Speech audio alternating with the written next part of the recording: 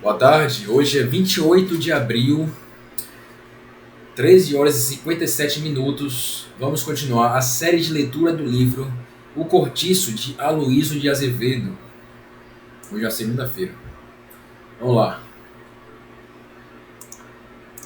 No dia seguinte, no dia seguinte, com efeito, ali pelas 7 da manhã, quando o cortiço fervia já na acostumada labutação, Jerônimo apresentou-se junto com a mulher, para tomar em conta da casinha alugada na véspera.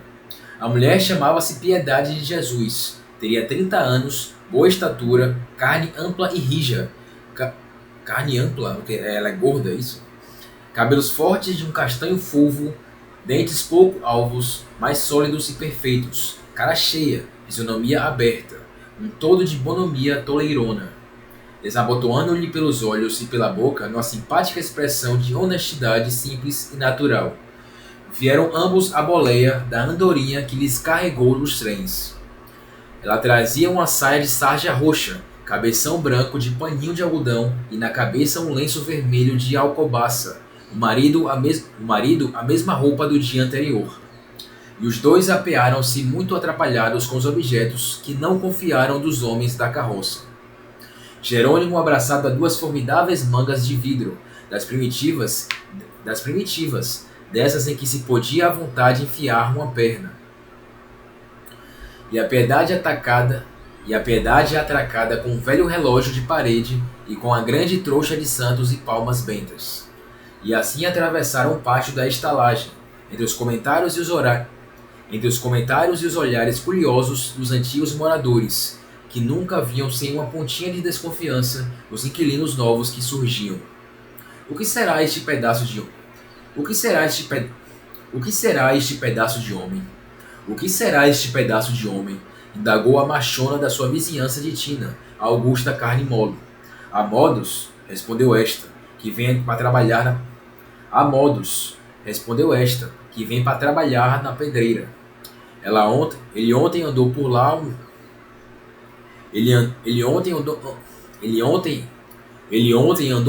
um ror de tempo com João Romão.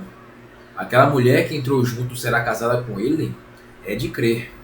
Ela me parece gente das ilhas. Eles o que têm é muito bons trastes de seu, interveio a Leocádia. Uma cama que deve ser um regalo, um toucador com um espelho maior do que aquela peneira. E a cômoda, você viu, minha Leocádia? Perguntou Florinda, gritando para ser ouvida, porque entre ela e a outra estavam a bruxa e a velha marciana. Vi, rico traste.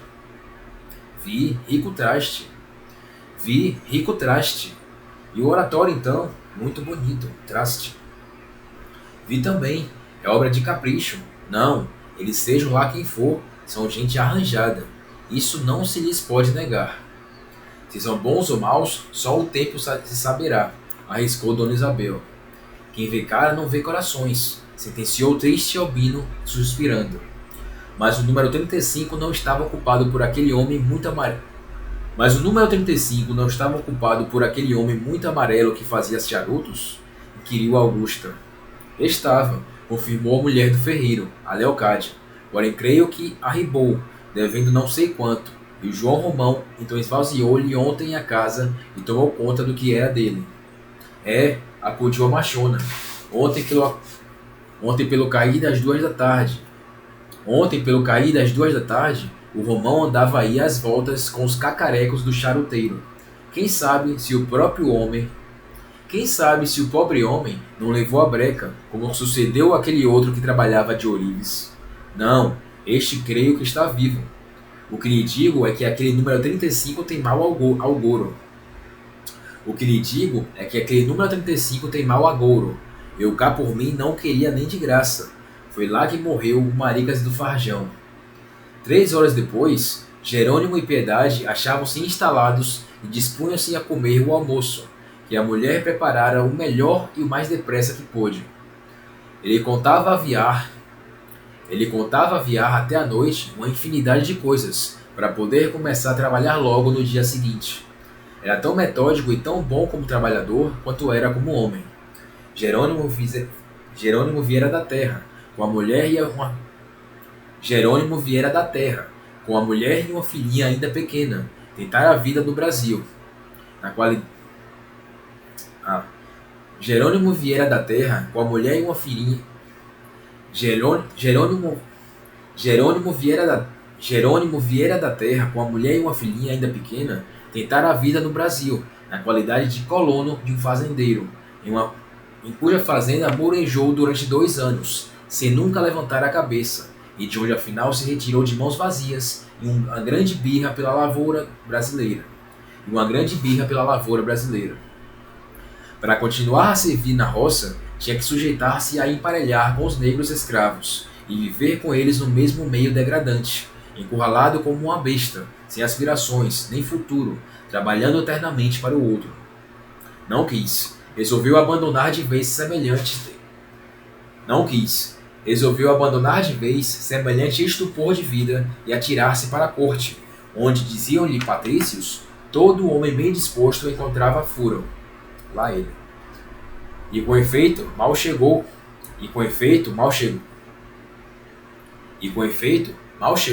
devorado de necessidades e privações, meteu-se a quebrar pedra em uma pedreira, mediante um miserável salário. A sua existência continuava dura e precária. A mulher já então lavava e engomava, mas com pequena freguesia e mal paga. O que os dois faziam chegava-lhes apenas para não morrer de fome e pagar o quarto da estalagem. Jerônimo, porém, era perseverante, observador e dotado de certa habilidade. Em poucos meses, se apoderava do seu novo ofício e de quebrador de pedra, passou logo a fazer paralelepípedos. Depois foi se ajeitando com prumo e com a esquadria e meteu-se a fazer lajedos. E finalmente, à força de dedicação pelo serviço, tornou-se tão bom como os melhores trabalhadores de pedreira, e a ter salário igual ao deles. Dentro de 2 anos, distinguia-se tanto entre os companheiros que o patrão o converteu numa espécie de contramestre e levou-lhe o ordenado a 70.000 réis. Mas não foram só o seu zelo e sua habilidade que o pôs assim para a frente. 2 outras coisas contribuíram muito para isso. A força de touro, que o tornava respeitado e temido por todo o pessoal dos trabalhadores, como ainda, e talvez principalmente, a grande seriedade de seu caráter e a pureza austera dos seus costumes. Era homem de uma honestidade a toda prova e de uma primitiva simplicidade no seu modo de viver. Sala de casa para o serviço e do serviço para a casa. Eu acho que era, quer dizer, saía de casa, né? Onde nunca ninguém o vira com a mulher, senão em boa paz. Trazia uma filhinha sempre limpa e bem alimentada, e tanto um como o outro eram sempre os primeiros à hora do trabalho. Aos domingos iam às vezes à missa ou à tarde, ao passeio público. Nessas ocasiões, ele punha uma camisa engomada, calçava sapatos e enfiava um paletó. Ela o seu vestido de ver a Deus, os seus ouros trazidos da terra, que nunca tinham ido ao monte do Socorro, malgrado as dificuldades que os dois lutaram a princípio no Brasil. Acho que ele quer dizer com isso daqui é que, mesmo com as dificuldades, eles não se desfizeram dessas joias que ela tinha.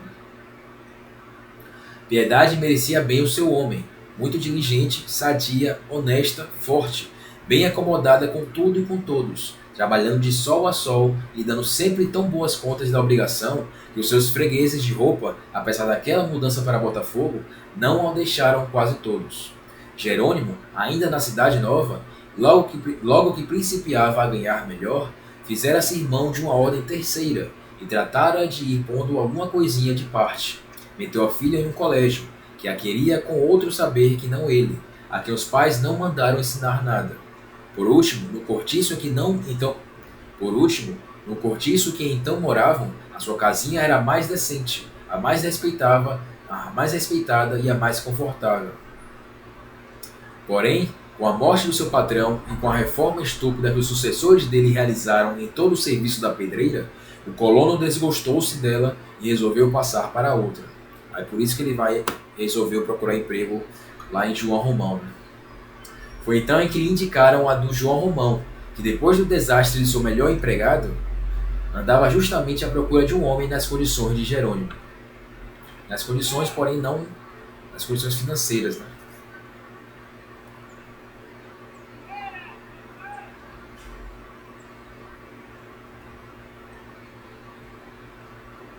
Tomou conta da direção de todo o serviço, e em boa hora o fez, porque dia a dia a sua influência se foi sentindo no progresso do trabalho. Com seu tempo, com seu exemplo, os companheiros tornavam-se igualmente sérios e zelosos. Ele não admitia relaxamentos, nem podia consentir que um preguiçoso se demorasse ali, tomando largar de quem precisava ganhar o pão. E alterou o pessoal da pedreira, despediu alguns trabalhadores, admitiu novos, aumentou o ordenado dos que ficaram, estabelecendo-lhes novas obrigações e reformando tudo para melhor. No fim de 2 meses, já o vendeiro esfregava as mãos de contente e via radiante quanto lucrara, quanto lucrara, quanto lucrara, quanto lucrara, e via radiante quanto lucrara com a aquisição de Jerônimo. Tanto assim que estava disposto a aumentar-lhe o ordenado para conservá-lo em sua companhia. Valia a pena. Aquele homem era um achado precioso. Abençoado fosse o Machucas que lhe o enviara. E começou a distingui-lo e respeitá-lo como não fazia a ninguém. O prestígio e a consideração de que Jerônimo gozava entre os moradores da outra estalagem de onde via foi a pouco e pouco se reproduzindo entre os seus novos companheiros de cortiço. Ao cabo de algum tempo, era consultado e ouvido, quando qualquer questão difícil os preocupava. Descobriam-se defronte dele, como defronte de um superior, de um superior. Até o próprio Alexandre abria uma exceção nos seus hábitos e fazia-lhe uma ligeira continência com a mão no boné, ao atravessar o pátio, todo fardado, por ocasião de vir ou ir para o serviço. Os 2 caixeiros da venda, o Domingos e o Manuel, tinham entusiasmo por ele. Aquele é que devia ser o patrão, diziam. É um homem sério e destemido, com aquele ninguém brinca.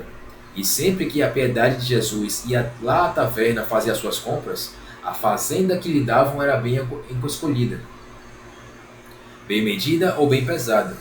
Muitas lavadeiras tomavam inveja dela, mas piedade era de natural tão bom e benfazejo que não dava por isso e maledicência murchava antes de amadurecer. E a maledicência murchava antes de amadurecer. Bem, vai ser falado mais sobre Jerônimo aqui, mas acho que vai ter uma leve mudança. Não vai ter uma mudança, mas a gente já passou já está chegando quase nos 13 minutos. E por isso, vamos terminar por aqui. No próximo episódio nós continuamos falando sobre Jerônimo e a sua mulher, Aparecida. Piedade, perdão. Jerônimo e Piedade. Até mais.